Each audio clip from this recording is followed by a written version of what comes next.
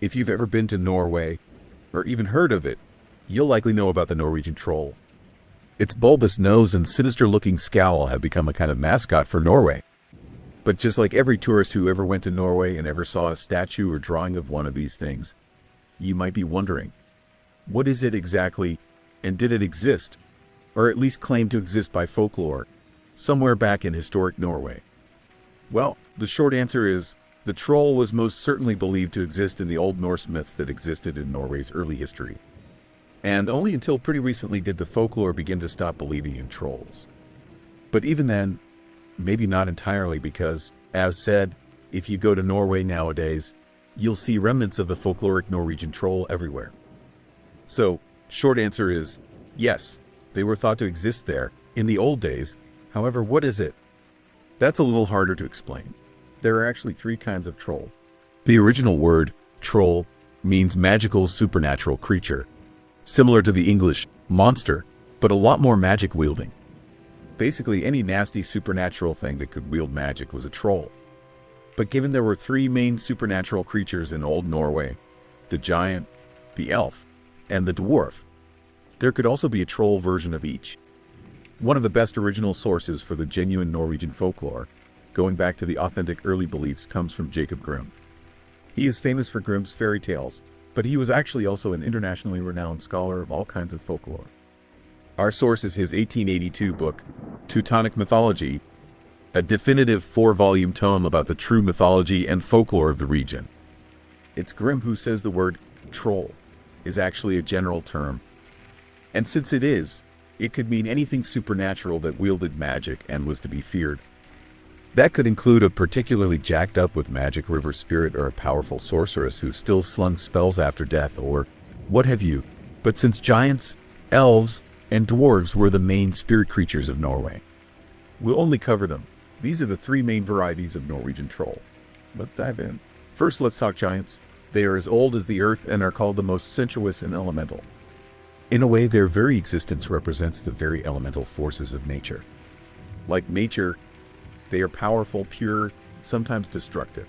It is said when they are happy and content, they are very good-natured, prone to friendliness and gregariousness. They love good company, lavish feasts, and excessive amounts of everything: food, wine, and song. It was said they were some of the most loyal and honorable creatures ever made. Their word was good, and their purity of heart ensured they would never betray you. Despite all this, they do have a tendency to lose their usual good temper, at which point they'll go into a wild berserker rage as unstoppable as a hurricane and far more destructive. It's said they can topple mountains and hurl stones deep enough to form new lakes. Although they're not advanced creatures, they were prone to building massive stone buildings, often towering up to the skies. Giant castles built on the most inaccessible mountaintops unseen by puny men, where they contemplated their next banquet, high in the clouds away from the troubles of men. Mountains were always their preferred home, hidden deep in the most distant ranges. So, here's our first type of Norwegian troll, the so-called giant troll, who was actually a simple, honest giant once, just trying to enjoy a good banquet in the pleasant company of a particularly fetching giantess, but who for some reason decided to stray onto a slightly darker and occult path. The typical giant might have some kind of mystical power associated with it, such as one particular giant of the sea who is known to control storms at sea. However, this is more of a natural ability due to their elemental nature and closeness to the elements rather than anything occult. Normal giants don't wield magic per se, but the troll version is known to have a sinister streak and malevolent intentions. Unlike Greek and Roman giants, the Norwegian ones were never considered man-eaters, but rather as fairly honorable, if dangerous and unpredictable creatures.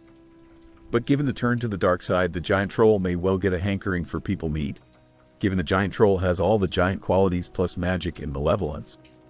So, a group of hapless travelers in the Norwegian woods may well appear like a sumptuous banquet to the giant troll. One good thing is that giants are not known for their intelligence. Some of the older ones have a kind of deep, ageless wisdom simply by virtue of their closeness to the earth and the forces of nature, but intellectual sophistication is not their thing.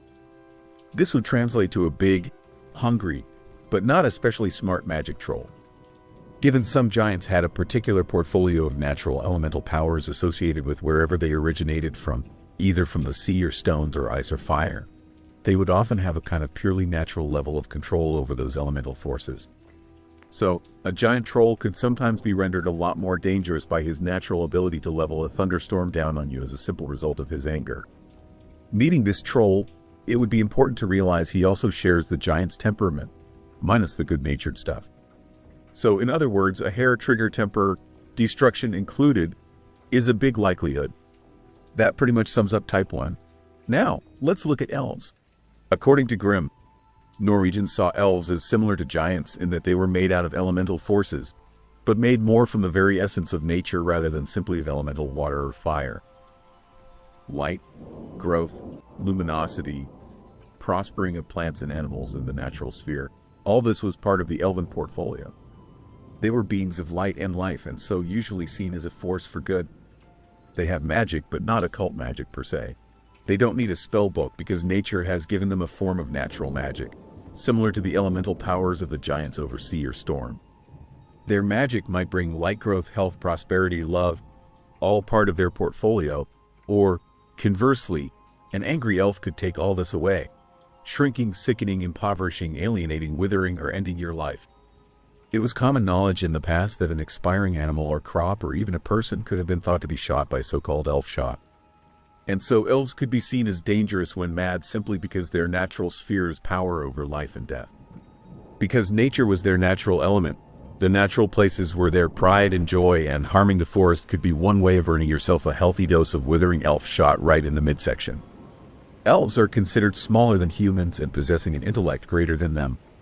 Elves are smart and beautiful, and they know it. It should be said that the giants were not all considered to be ugly, although their troll version probably would be. Some were so beautiful the mythic ancient gods took giantesses for wives. Good enough for the gods? That seems to indicate they could be quite attractive, if big-boned. But only some of them. With elves, all of them are gorgeous. Okay, giants live in the mountains, so where do elves live? Well, in Alfheimr, of course. Where is that? Nobody actually knows. When it comes to where you can find them, the elves of Norway are similar to the fairies of English lore because they come from the fairy realm, which is a kind of dimension in no particular place, but might be accessed through portals and special hidden places, like in the side of hills or deep in forgotten forest groves. However, since the forces of nature were their natural essence, such portals are likely in the wilderness, and that's where you'd most likely encounter them whenever they would sally forth from Alfheimr in order to take a stroll in our dimension. So, troll type number 2 is a contradictory creature, the so-called elf troll. Smaller and friendlier, more refined, certainly a lot better looking than the giant troll. Their shift into the realm of troll kind would still indicate there is something sinister there, and so not entirely to be trusted. Maybe even less to be trusted than the giant troll in a way. The elf troll is attractive, intelligent, and likely exceedingly proficient in magic. Because life and death is his natural sphere, your odds of experiencing some kind of unalive episode at some point here is actually pretty good. Normal elfin enchantment abilities, coupled now with the huge amount of occult ability that must come from having a superior elfin intellect, must mean, always, that the elf troll is a very dangerous figure. This one is probably the most likely to appear as a human, and maybe even present to you as a benevolent elf, sometime when you're walking in the forest. But, in truth, it will have a troll heart beneath, and a repertoire of black magic ready to unleash upon the unwitting traveler. At least you know what the giant troll is, pretty much right away. The big bulbous nose, SUV-sized boots, and stone club give it away, but this virtuoso of charm and magic has a pretty good chance of pulling the wool over your eyes and luring you into any trap they might prepare. As said, elves are known to create magical projectiles, like arrows, and shoot them down upon anyone they choose, raining down dire misfortune upon them. Even regular elves do this when angered at their targets, so imagine what damage a family of elf trolls could do.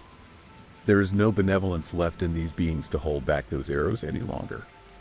Given life and death itself and all of nature's flexing power has given birth to the elfinkin, even the elf's gaze or touch could deal out life or death to the receiver, and so even seeing a malevolent elf troll could seal your doom. And, unlike the giant, the elf has the natural ability to become invisible anytime it wants.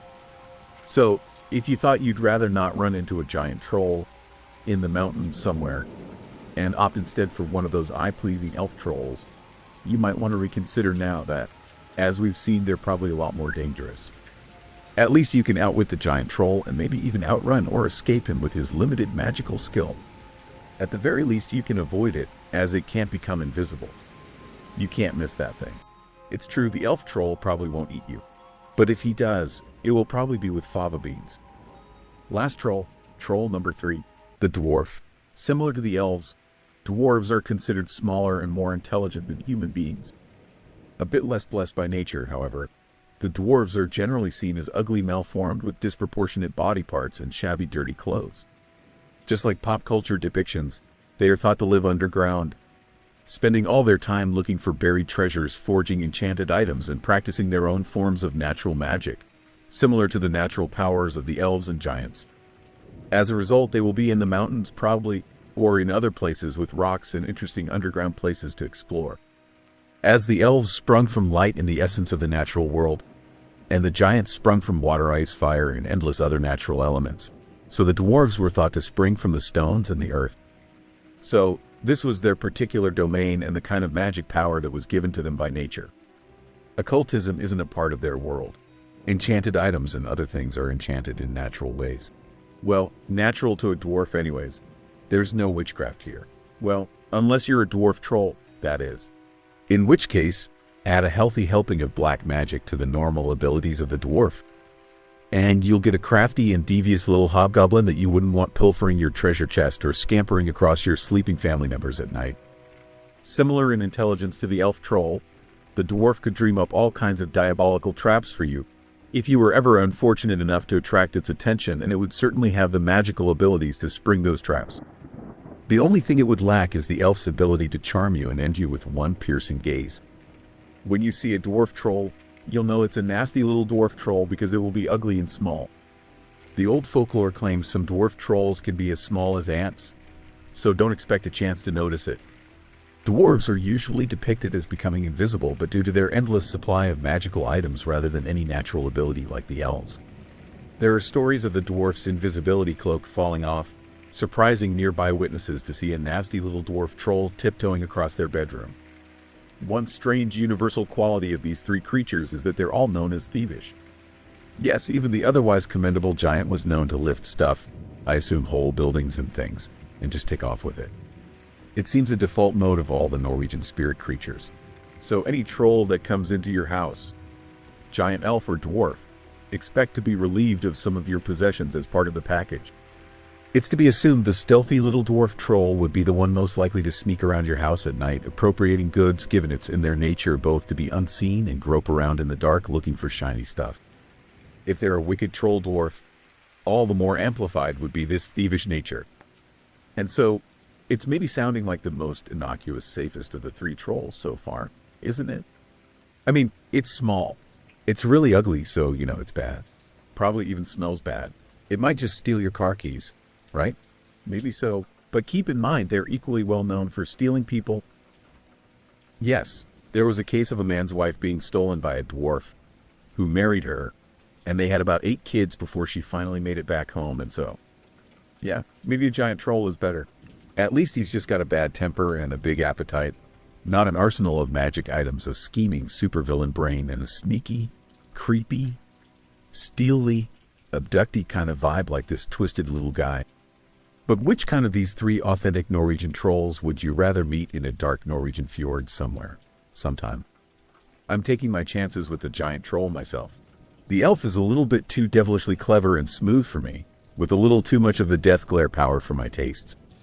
And the dwarf troll's just creepy. So if you ever visit Norway, you might want to head for the famous Jotunheimen Mountains. That's one of the places giants are thought to still live, even today. So I guess that's the safest choice as far as trolls go. Just make sure to bring a money belt and set Find My Phone feature on your phone. Those things all have sticky fingers. That just about wraps up tonight's tale from Lorehound. Follow us as we sniff out more of history's most interesting stories. As the hound dog entered the dimly lit library, he sensed an aura of mystery surrounding the ancient scrolls. The dusty shelves towered above him as he sniffed his way through the labyrinth of books. Suddenly, he picked up a scent and followed it to a secluded corner. With bated breath, he approached the shelf and pawed at the book, revealing the hidden scroll. As he rolled it out, He knew he had discovered a treasure worth protecting at all costs.